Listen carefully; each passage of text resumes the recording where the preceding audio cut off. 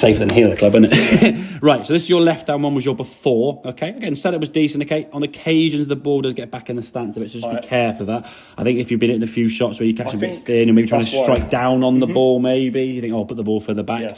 But what you certainly had there was sort of hip movement as you went back, you sort of sliding, almost see your right foot, you watch the movement in your right foot now. Yeah. That's not really sort of stabilising that swing. So your weight's gone there, and then the club now, when it tries to start coming back down, hasn't got a stable enough base to do that. The shoulders have tilted an awful long way, which gives you that impression of this sort of overswing look.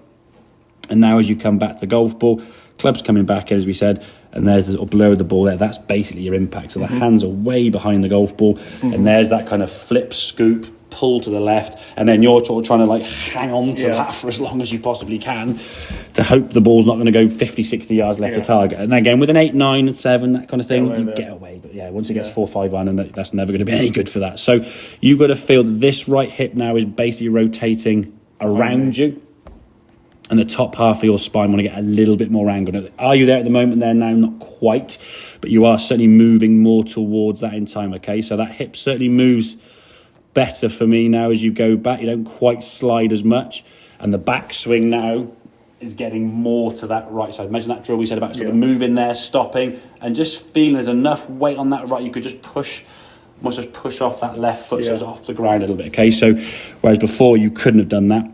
Bit of a prop behind me would probably make quite a big what I would say, again, if you've got alignment sticks or a stick, put it in the ground there now, or even just furniture. I mean, if you get literally kitchen chair. Kitchen chair, okay, just set it there against that chair now, okay, make a golf swing and then do this, so I can almost like I'm moving towards the chair, but with a gap. With this, I'm creating space. I can see it there. Where I'm trying to get my chest back here, that's where I'm still leaving that. Of course you are, exactly. And this is kind of learning how your body... It feels like you're over on the other screen over here. I'm fighting 2 years of like muscle memory. Exactly, but I like the fact...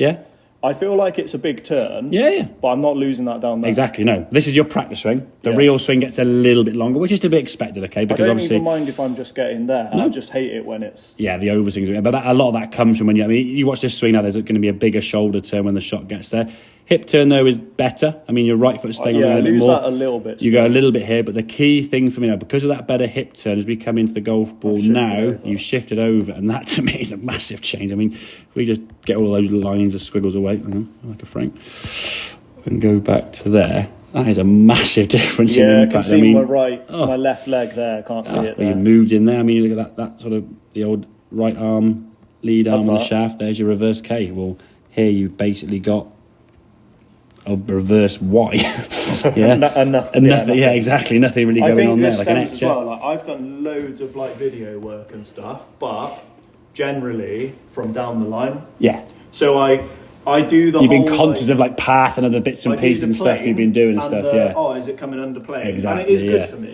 There's some elements to that certainly. But that impact for me is going to be the big thing to focus on. Again, I think getting that movement in there. Again, there's still a bit of this where I'm going to hang on to it for quite a long time here until your arms kind of release, which is why your follow through gets sort of quite a lot. I guess loopy arms. That'll become something you'll learn to kind of control or develop. Exactly. Just a little bit more. I mean, not saying, just let your arms unhinge. I mean, I'm not rolling them over. It doesn't feel like I'm holding on consciously. So you're not consciously, no. You're only doing that because the ball before, you would come into impact with this left-hand view here and then just be like doing that, Now you're coming in here and doing that, the club face, and then it's a little bit later. So, I mean, again, you've had, to be fair, though, you've had a couple, say one was dead straight, and one was straight starting line and cut 3 yards right target. So it's going to be that takeaway that's going to be the key thing.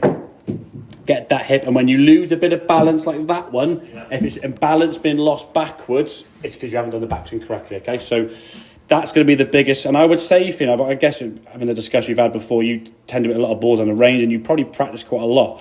What I would say to you, George, is actually do a lot more work almost at home without a golf ball. That's why I've been doing quite a lot of that. Just drills at home, getting that sensation of just moving over to that right side. Because I think for you, if you go to a driving range, you spend an hour there maybe or whatever, and you hit 100 balls, 100 golf balls at 1.5 seconds per golf swing is 150 seconds of practice. 2.5 minutes. That's all you're doing, Yeah. If I said to you, could you give me 5 minutes a day, you'd probably go, I could do that, 5 minutes a day doing this, we said about muscle memory, eventually over time, this will just become what you do. So rather than trying to think about what the movement is, it'll just become a natural move. So the right hip's going to get behind you, and you're going to get your spine angle more into that tilted position. Without the club then, I got that. You can do it, and I think that you said yourself, you've got to feel it in that back leg when you turn and load that right leg. So you're pushing, because your right I'm foot... not rolling that foot when exactly, yeah, because this hip's going this way, yeah? The hip's going this way, it's not going that way. So your knee and your hip are staying inside your right foot. Does that make sense, yeah? So your top half's moving towards me and your lower half's pivoting and rotating behind you, yeah? Make sense? Yes. Good man.